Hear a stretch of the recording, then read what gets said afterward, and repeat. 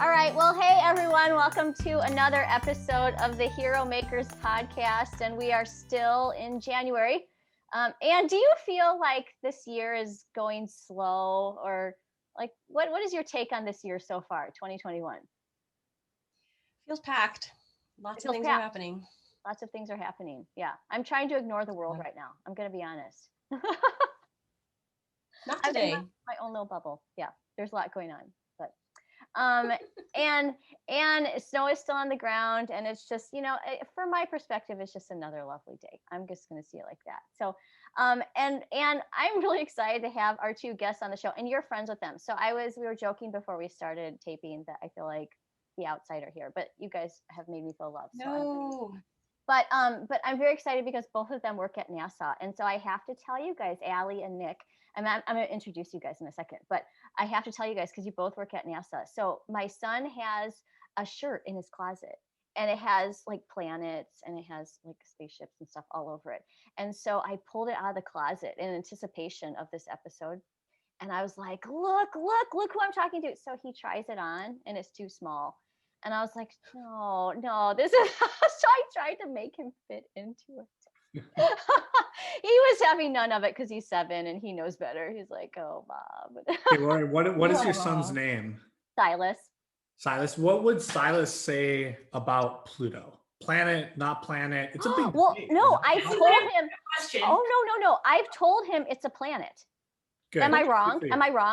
What I said is I said, no. The whole science community deviated off of the truth for years, and now they're back on track.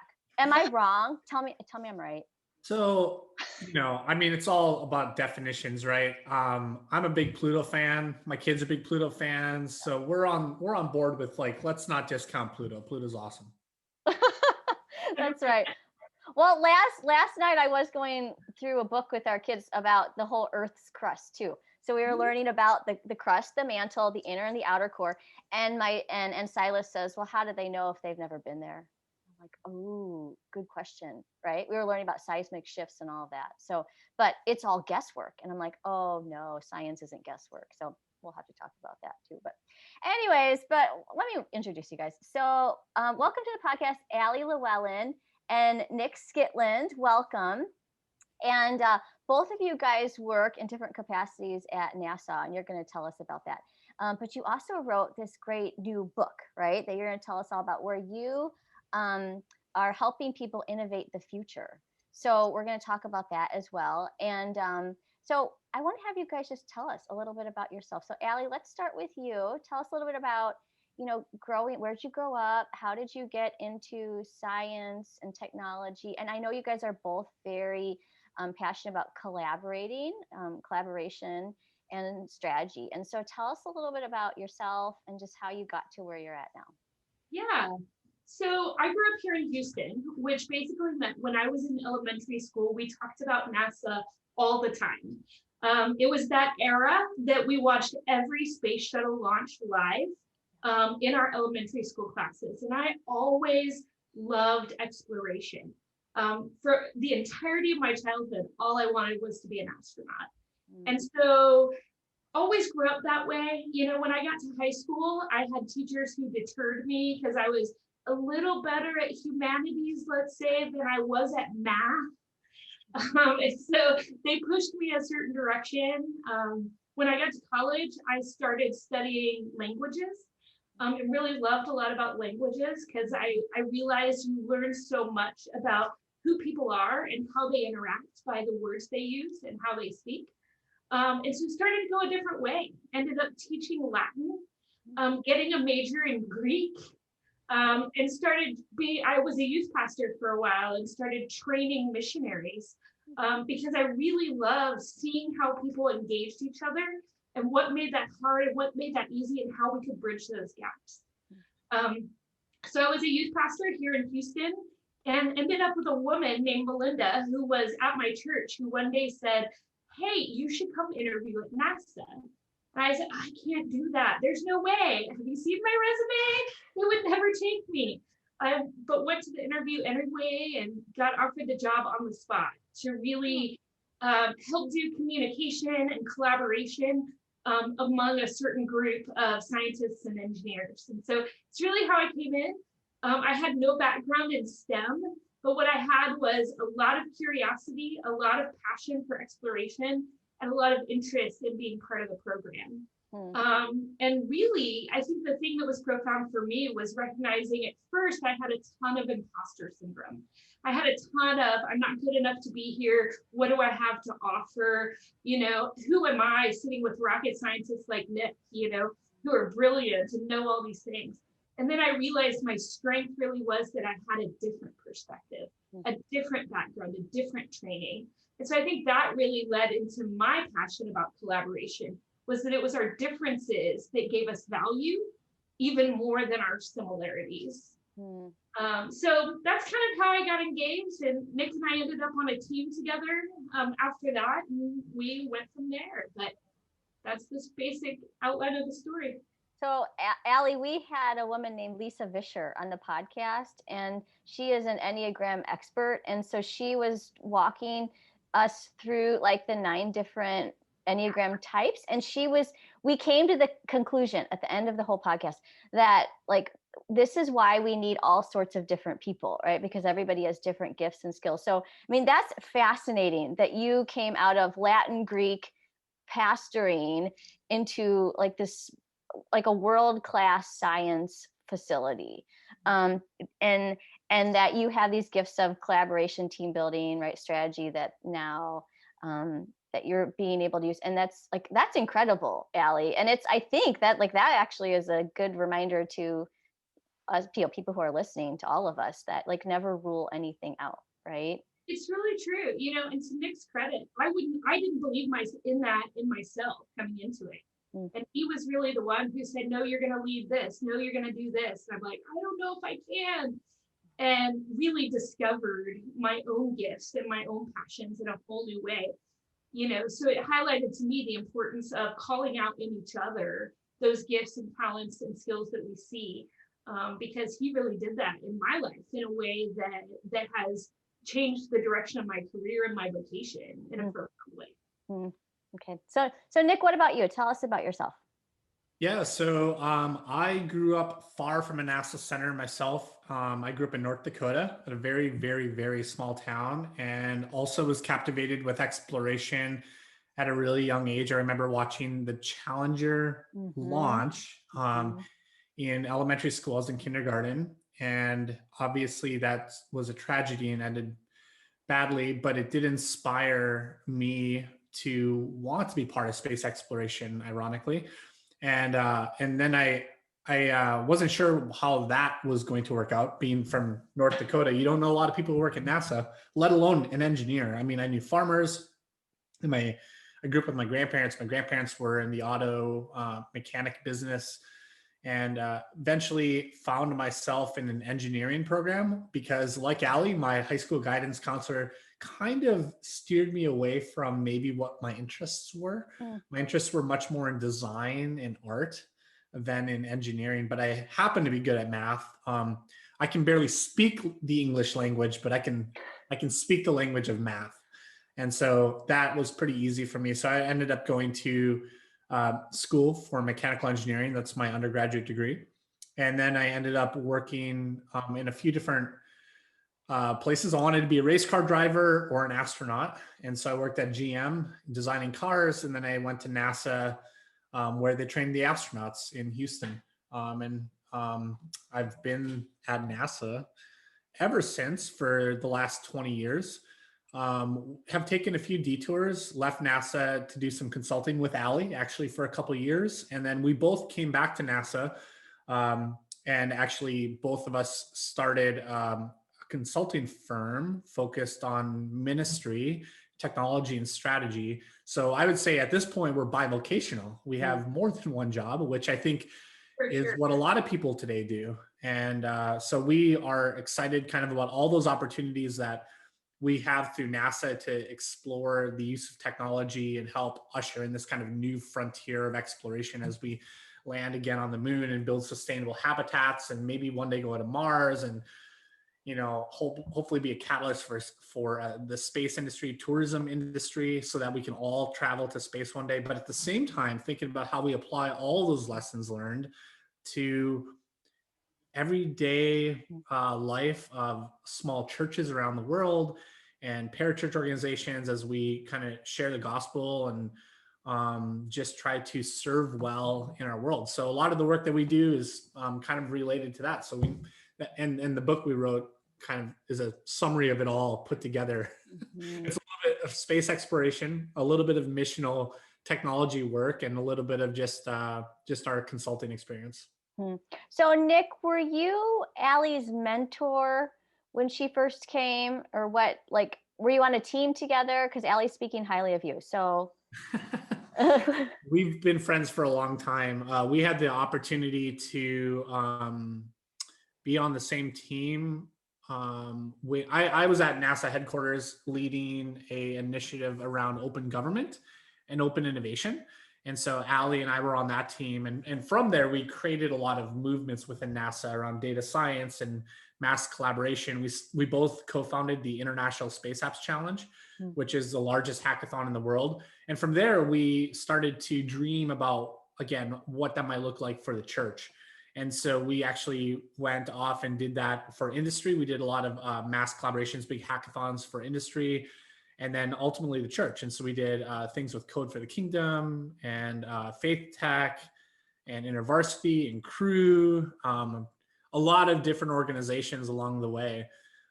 So I would just say we've been team members, co-conspirators, co-founders of initiatives. We like to think about ourselves as launch experts. We love to launch new initiatives in big collaborations with other like-minded people who have vision for what's possible. And we like to prove that the impossible is possible by just doing it. So we tend to find ourselves in situations like that. Well, I mean, if you work at NASA, that seems like a great fit for you guys, right? And like envisioning impossible here. So Allie, so I mean, innovation, you guys are kind of like looking to the future and like, where do we need to head? And Allie, I'm very interested to hear, like, what really excites you about the direction that we're headed, either, in like, you could talk about the nonprofit sector or the church sector, or just generally like culture wise, like what do you see like on the horizon that you're really excited about? I think more than anything, I get excited about this commitment that we have to work together. This commitment that small churches have to work together, that people across national and international boundaries have to work together, that we have to find people who are different than us. It's been a premise of our work together as we've gone on is going, it's better together. And so every time we found people who shared our vision, we've chosen to work with those people. Even if it's right, sometimes it's more work. Sometimes you think, well, if I go over here and do my own thing, I can have my own way. I can make all the decisions. But if I go over here with people who share the vision, I'm going to have to sacrifice them. But I'll gain so much as well. And so I think we see that in our world so much lately. As movements around race and around economics and around politics and all these things come to the forefront, is that realization that real change has to be collaborative change. Yeah. Do you get a sense that we're living in a time when, like, even though we're more divided than it seems like we've been in recent history, that we're also like feeling this stronger pull to come together? Like I kind of feel like that, Allie. I feel like there's this tension going on that, okay, I'm really angry and I'm upset and I don't understand your worldview and where you're coming from. But also I know that the only way forward is to like have empathy and just to hear you and to be like, how do we navigate that tension that we have today? Well, first, we don't walk away from it, right? Nick and I like to talk about paper rockets and projects that never make it off the ground, right? And the reason they never make it off the ground is people let them die. Like they let them go in the drawer. They quit fighting on their behalf. And so I think that first thing that we have to do is fight on behalf of that. Even when it's hard, even when it feels laborious, even when it feels nonsensical.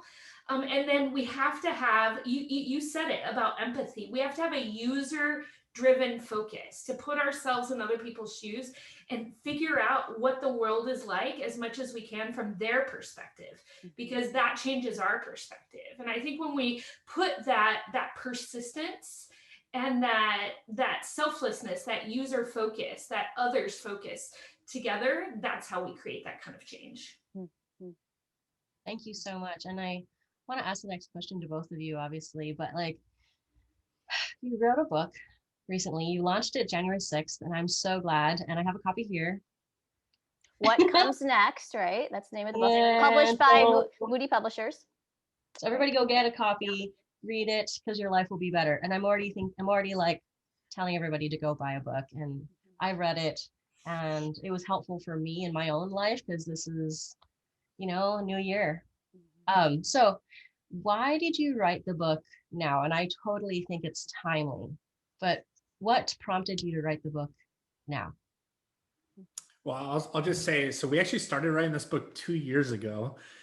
We had no control over when it would be published. And so it's one of those amazing things about God's timing and not our own timing in that. And so we were actually at Urbana and giving a talk around technology and strategy and the future of ministry.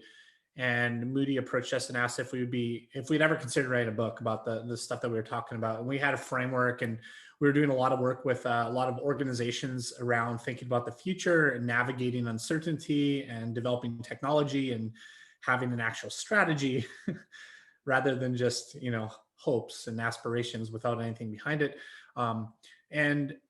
And it just made a lot of sense for us to try to codify a lot of those thoughts that seemed to be really working well in the spaces we were working in into a book. We really wanted to just equip leaders wherever they were, whether they were pastors in the local church, or whether they were leading a large organization, or maybe they were just kind of a person that has been given a leadership opportunity in an organization that has some command of resources, but just doesn't even know where to turn. Maybe their leadership is saying, okay, Allie, thanks for showing up.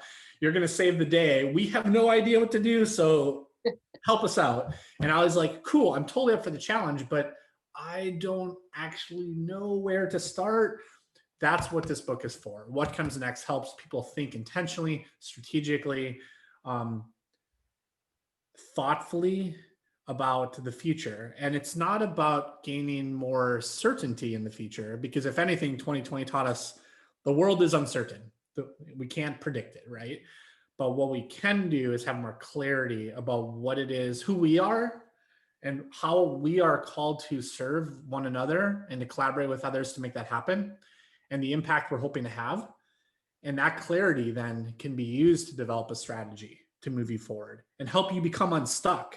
And help you get through this world that feels chaotic and uncertain and oppressive. And maybe you have a lot of anxiety and stress coming up 2020.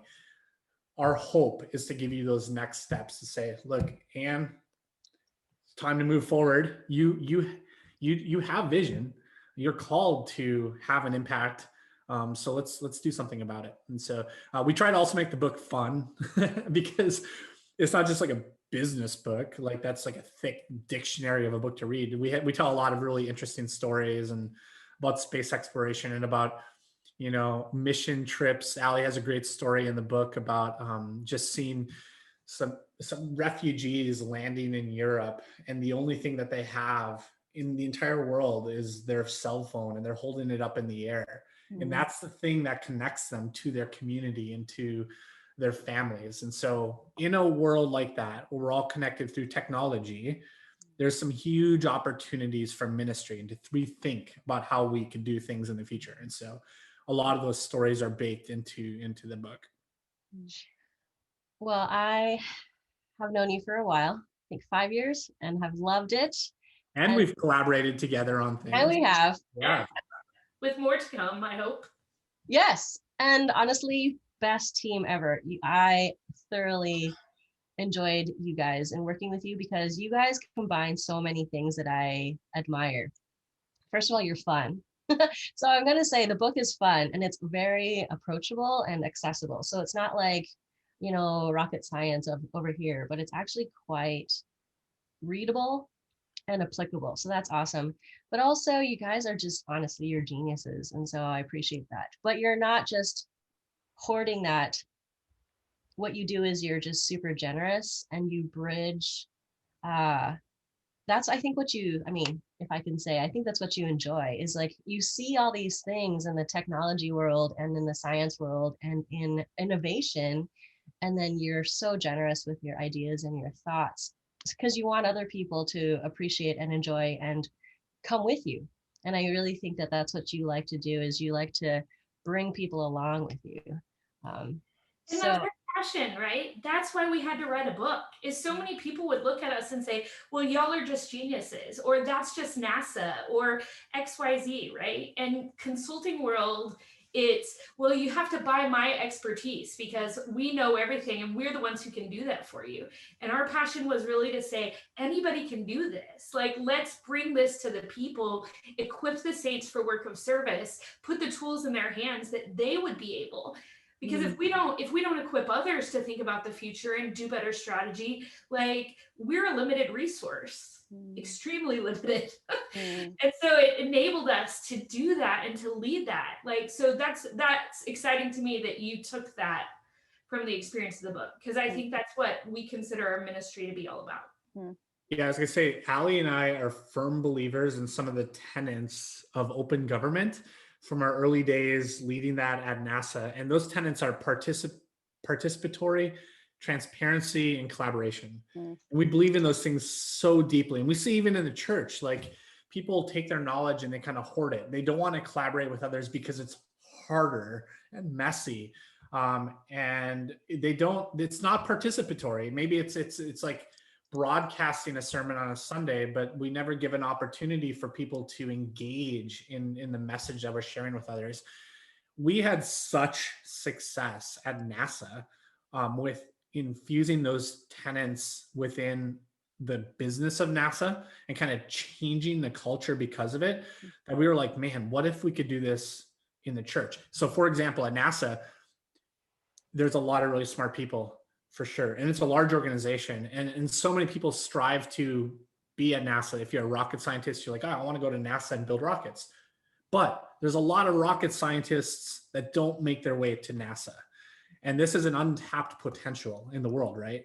And so all we simply did was we said, hey, what if the smartest people in the room weren't the ones that are actually at NASA? I mean, you guys are really, really smart, but what if there was somebody else outside of NASA who had something to contribute? And then we built some systems and used technology to scale those contributions to allow people to participate in what we were doing for us to collectively move things forward. And so we thought, wow, I mean, that's literally the mission of the church, right? I mean, it's not just the church to serve the church, it's the church to engage the world, right, to serve a common good, to have an impact in communities for a reason, right? And so we saw even with the younger generation as we were doing missional work of like, if you, instead of inviting them into a building on a Sunday and then preaching to them, what if we joined forces around something that needed to be done in the community, served together, and then looked at each other and said, hey, why are you even doing this? Like, why are you the way you are? And that opened up new conversations that we found to be effective. So we love to invite other people into collaborations. We love to form them and then invite people in and say, now what can we do collectively together? So Nick, what keeps coming to my mind as you were talking, and Allie, as you're talking, is that this whole idea of like being a champion for other people. And even with your book, I think what you're saying is that you're kind of helping people like get started, right? Like some people may have this vision, they have the skill, gifting, whatever, training, but then they need kind of that oomph, like where do I go from here, right? So you're being a champion for other people to reach their goals or their dreams, whatever. So and this might be part of your transparency, participatory collaboration, but talk to us about like not the person who has a dream and wants to get somewhere, but talk to us about being that champion for other people, like helping other people along the way and saying, you know what, keep going, keep going. This is where you start. I'm going to walk with you. I'm going to mentor you. Allie, maybe I'll ask you this first. As you champion other people, like, what are the keys to doing that well? Is it investing time in other people? Is it, like, what is it? What are the key skills that we need to have to champion people well? So the first thing that came to mind listening to you is it's having lots of hard conversations and helping ask people, what's the question under that question? Why did you say that? Why did you share that? Why is that your sermon? Nick and I recently were talking to a group of pastors about their sermon plans to talk about the risk of technology. So we asked questions around that, right? Why did you set up your conference that way? Helping people think about the why. One of the things that we love to do is we have met with early career people for years now, helping them look at the journey map of their life and helping them pull out where they've been and ask the why about different elements of that so that they can decide a way forward. It's interesting to see how unreflective a lot of people are. Whether it's, for a number of different reasons, but helping them be reflective in a meaningful way, I think is another one of those skills. I've discovered as we've mentored people, especially at NASA, because Nick and I both have loved having interns year after year after year. And it's interesting to me as we see people who don't want interns. They think that this isn't fun. It's just more work. It's like super frustrating. And I think that in that experience, we've recognized that they have so much to add. And it's so worth our time because we get a different perspective and we help them see things that from our perspective and us from theirs, and find a way to look forward from there. Well, and it reminds me of both of you guys at the beginning of this. You were both sharing how I wasn't like HR people or whoever was both of you guys had people who were discouraging you from kind of pursuing your passion or what you felt like you wanted to do. And yet, like, it seems like both of you guys did kind of this reflective experience that you're talking about, Allie, in order to get where you're at. And so, like, that's actually very intriguing to me because it feels like untapped potential, which brings me back to, like, Nick, what you were saying is making the impossible possible, right? Nick, do you have any other thoughts on that? Yeah, I was just going to add one thing. I think it starts with, if I'm speaking to a leader or really anyone who is in a position of being the mentor to somebody else, it starts with permission. Just being willing to give the person you're mentoring permission to dream, to pursue something, etc. It's so easy for people to shut people down, to say, no, that's not possible, or no, you can't do that, or no, you're not qualified. It's harder for some reason for people just to say, you know what, I think you could do that. And to just, that's what so many people need, is just simply permission to have somebody believe in them and that they can do something. And again, the book is so much of that. The book is simply to say, hey, God is calling you to something bigger and he's asking you to participate in that. That means you have to have an active role in it, which means you have to make some decisions. So you have to understand who you are, whose you are. You start with your identity and who you're in relationship with. And then you start to think about, okay, now what am I called to do in community with others, in collaboration with others, using technology to have an impact? Like, what does that look like? We give you the step-by-step to get there. All you have to do, all anyone has to do, is give yourself or give others permission. And so that might look like pick up the book and read the book, or giving someone else the book and saying, hey, you know that thing you talked to me last week when we were having coffee? Maybe that's possible, actually. Here's some first steps. Well, I was gonna say when you're talking that it's actually about relationship and how we can have a really negative impact on somebody or actually open up and expand their understanding of like their own identity and who they are and what's possible. And that's a lot of power, but like, let's use that for actual good. How can we encourage each other? And I don't know if you had a chance to look at our website, the Heromakers website, but there's 9 traits of a hero. And as you were talking, I actually thought about that you guys really embodied the trait of impartiality, because that is seeing everyone as an equal and not the other. So I feel like what we've been talking about is like that, either like you have a really competitive nature and you hoard your information and you hoard your knowledge because everybody else is your enemy, your competitor. But instead, you guys you're like, let's open it up. Let's get it out there. I think there's people who are rocket scientists that are not working for NASA. I think we can, and you guys are constantly opening up data sets for NASA around the world. And I attended the hackathon, the Space Apps Hack in Toronto, and I just saw these people light up like Christmas trees. They're so excited. So can you talk to us about how you, like, what does it take to be impartial? You know, interns always come in thinking I'm just an intern. Newbies always come in thinking, well, I'm new. Like, people have ways that they always like dismiss themselves. And so I think it starts with giving everyone an equal voice. Hey, your perspective might be different, but you're an equal partner in this. You're an equal you're equally responsible.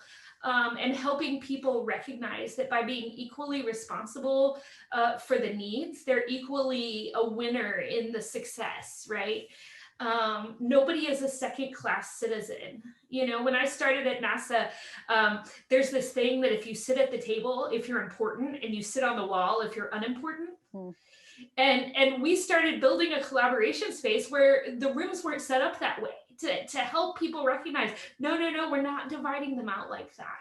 And so I think, how do you help people even from how you orient the room, furniture wise, you can help develop that sense of impartiality, even how you set up leadership structures, even how you talk about who was on a team. Like, all these pieces come together to say we're all part of this. Yeah, I mean, I think it's so good, Ali, because oftentimes in the Western world, in an achievement driven, where we measure ourselves by like the quarter and as our stock and our company going up over this quarter, everything is so achievement driven. And so we tend to measure people's value based on the contribution that they make. And so say you hire a PhD rocket scientist, you would expect their contribution to be much greater than an intern's. But the premise of open innovation is that, yes, that rocket scientist PhD probably has a lot to add, but they themselves cannot answer the whole thing. They themselves are not as great as the whole, right? And if you believe that allowing people to participate, and if you could aggregate all those contributions, that's going to be better than one really, really smart person, then I think there's a lot of, it just changes the equation, because we're no longer measuring people based on what they contribute. We're measuring people based on if they're able to participate and willing to participate. And so we're encouraging participation. And so then all Ali and I try to do is encourage people to join in, no matter how much of an imposter syndrome they have, just join, just be willing to join the collaboration and then be part of the team. Because we know the team is going to make a better path forward. We have so many great examples of this. I mean, for example, at some of the, space apps hackathons, like you had mentioned, Ann, I was thinking about one in one of the very first ones in 2012, and I was in the UK and outside of London, and there was a high schooler student who, all he had was like 11th grade chemistry, and he's around all these engineers and scientists, and so he feels like an imposter, and he joins a team on Saturday. It's a 2-day hackathon, and so on Saturday he joins a team, and they finish early. They submit a solution. It's pretty good, but he's a curious guy, and so he's like, man, I'd like to keep doing some more work on this other challenge. And so he asked me, he's like, hey, can I submit another solution? I'm like, sure. And so by himself, he goes off and he comes up with this really great solution, and he ended up taking second place in the hackathon only because none of us were smart enough to know if his solution was good enough for first place. It turned out it was. So it's just such a good example of people like an 11th grader with chemistry under their belt can contribute something that can have an impact on NASA. Mhm. And, you could argue that he didn't have anything to contribute because he wasn't qualified. And so I think it's just all about seeing the value in people and not measuring them on things that don't matter as much. Mhm. I just want to say, I think it actually is going to take quite a few times of like saying to that person, you are qualified, you are qualified, you are qualified. But I think everybody can point to that one person in their life that has helped them like really hammer that message home. And I definitely had that experience when I was working for Urbana, where the director just said that he absolutely trusted me. And I was like, me? I was 22 years old, like, who am I? I'm in charge of like 300 seminars over 3 days for 21,000 people, like ridiculous. But anyway, I just want to say thank you, because honestly, I think you guys are you're making heroes. Like you are, through your message, through your lives, and through how you actually are also transparent and collaborative. Like you are integral people. So appreciate that. Yeah, and I would just say, like, I had the same experience too, where one position I was in, I was on a board, and I was only on it because I was female, and that was noticeable. It was noticeable, and I didn't flourish. No, nobody was flourishing in that situation. And then I was on a different board, and it was the exact opposite. Whereas, like Ann was saying, like it was one person who said, you know what, you belong here. Like we believe in you, and so it makes all the difference. And I love what you're saying about just Allie, even like your openness of feeling like an imposter. And I think if we're all honest, like we've all been there. We've all felt like imposters, right? We should we should start some kind of support club where it's like, hi, I'm Laurie, I'm an imposter. But and I think we start by just admitting that and saying, okay, fine. Like I feel like imposter, maybe I am an imposter, but this is what I feel called to do. And just do it. Like, don't give excuses. Like, stop with the excuses and get going. So, what do you guys have going on now, Nick and Allie? Okay, so you have this consulting firm called Quite Uncommon. Which, can you please explain that title? And what kind of things do you have going on with that right now? You go, Allie. Allie, you want to go? You tell this story so well, though. I know, but it's your turn. So Quite Uncommon is what we call the work that we do together. And we really started it out of, like Nick said before, that passion to launch things, that passion to help people try their ideas and help make them practical. Going, if this is the vision, how are we going to help you get from here or there? And that idea may or may not work, but we'll help you morph it along the way to get to that thing that will work. And we've done that with all kinds of clients, small and large, ministry, nonprofits, as well as public sector companies and government organizations. And so that's been really fun. We called it Quite Uncommon. I don't know the reference. 2 Samuel? Yeah. Because of the verse in 2 Samuel we all know the story, right? When Samuel was coming up, they said visions from the Lord, in that word quite uncommon in that time. The word of the Lord was quite uncommon. Everybody kind of got caught up in the grind of the day to day. And they weren't looking for something different. They weren't listening to the things that God would give them to create a different future. And so we really wanted our work to be marked by that fact that we were dependent on God, that we were looking to Him to help us create a different future. And we wanted to do it in the direction that He had for us. And that we believed that if a small group, it just started with Samuel, right? If one person started listening for that revelation, right, that he could change a country, change a nation, change the world. And so that's really the vision that we carry for the work that we do together. Well, yeah, Nick, you want to add something? Yeah, I was going to say, in coming off of the book launch in January, we spent really the last 2 years writing everything down. And then we we learned that when you write a book, even if you have 50,000 words, which at first sounded like so much, like, how are we ever going to write 50,000 words? Especially the first like couple chapters. I'm like, we're going to fail. We realized when you write a book, you have so much more content that you want to share with the world that you just can't fit in the book. So we've also launched a website, futuresframework.com. It has a ton of other resources. We're posting a ton of blog posts and articles. We have a whole podcast series called Navigating Uncertainty, where we're bringing other ministry leaders on as well and interviewing them. We've released 3 episodes so far, so you can download that wherever you get your podcasts. We have a lot of other resources on the website as well. So we're trying to, I think at this point, we're trying to just put everything out there that we know to share with other people. And Allie and I, as much of a strategic planner as we are very careful not to try to make it about our will. And so we leave the end of every year and go into the beginning of the next year when we think about Quite Uncommon. And we're like, you know what, God, this is your endeavor. We don't even know where you're going to lead us this year. So, our hearts are open, our hands are ready, use us wherever you want to use us. And so that's kind of where we're at for this year. We don't know what's ahead of us. We're excited about a lot of things like Indigenous Hack with Crew continues to be an amazingly successful hackathon that's engaging technologists. We're excited about the work that our friends at Faith Tech and Kingdom Code are doing. We're always big fans of everything Ann's involved in, which is why we're here.